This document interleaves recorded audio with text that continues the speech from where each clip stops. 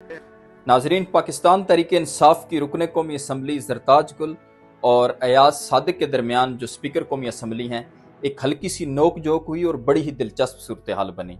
हुआ यूं कि स्पीकर ने तमाम अरकान को कहा कि आपके पास एक एक मिनट है और आपने एक सवाल करना है जिसका हुकूमत की जानिब से जवाब दिया जाएगा।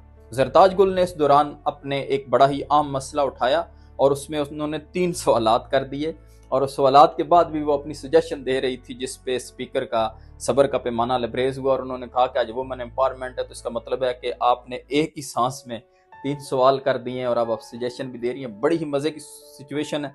आइए इस वीडियो में देखते हैं। जी, आप सवाल कीजिए जरताज साहबा।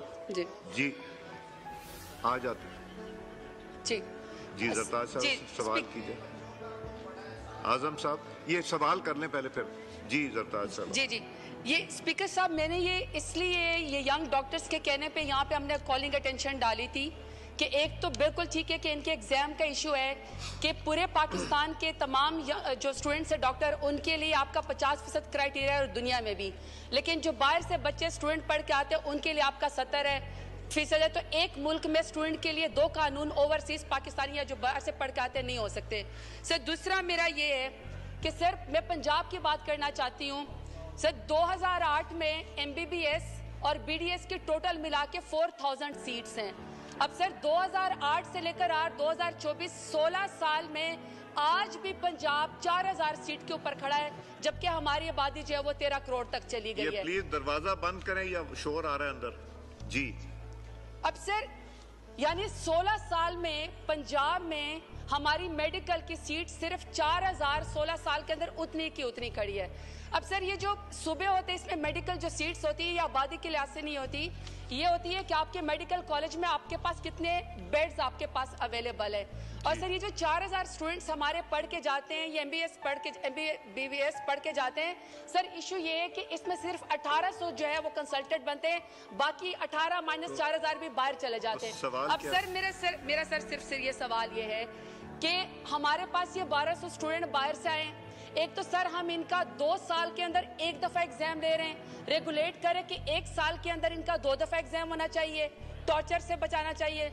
दूसरा सर इनका क्राइटेरिया पाकिस्तानी स्टूडेंट के बराबर लाके 50% है, इनको मकसद फेल करने का तो नहीं है। सर तीसरा ये है कि जो हमारे ये जो डॉक्टर है 4000 है, ये मैं पंजाब की बात कर रही हूँ सर, 16 साल में कोई सीटें तो बढ़ाएं, आखिर हमारे मुल्क के अंदर सीटें बढ़नी है कि नहीं से बढ़नी है।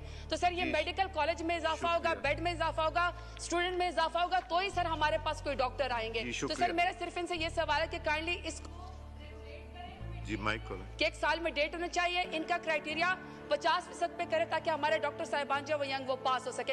और सर तीसरा लास्ट मेरा सवाल है सर तीसरा सर सजेशन है, सवाल नहीं है, सजेशन है। आज जो हमने ये है ना, आज हमने विमेन एम्पावरमेंट की बात की तो उन्होंने एक सांस में 4 सवाल कर लिए। सर मैं सजेशन दे रही थी, मैं सवाल नहीं करी सर, मैं सजेशन दे रही थी जो सर हमारे बच्चे जो बाहर से पढ़ते हैं वो माइग्रेट होके वापस पाकिस्तान आते हैं, जब वो पाकिस्तान आते हैं तो सर 2-2 साल उनके ज़ाया हो जाते हैं। तो सर वो हमारी जो बच्चियाँ या जो बच्चे बाहर पढ़ के जाते हैं तो सर रसूली तौर पर पाकिस्तान से कम स्टैंडर्ड के ऊपर किर्गिस्तान, ईरान, चाइना ये पढ़ने जाते हैं। सर इसको कोई तरीका तो करे कि उनको कोई इनकी अटेंशन खत्म करके इनको डॉक्टर करके यहाँ पे रेगुलेट किया जाए। शुक्रिया जी, आप भी एक सांस में जवाब दीजिएगा।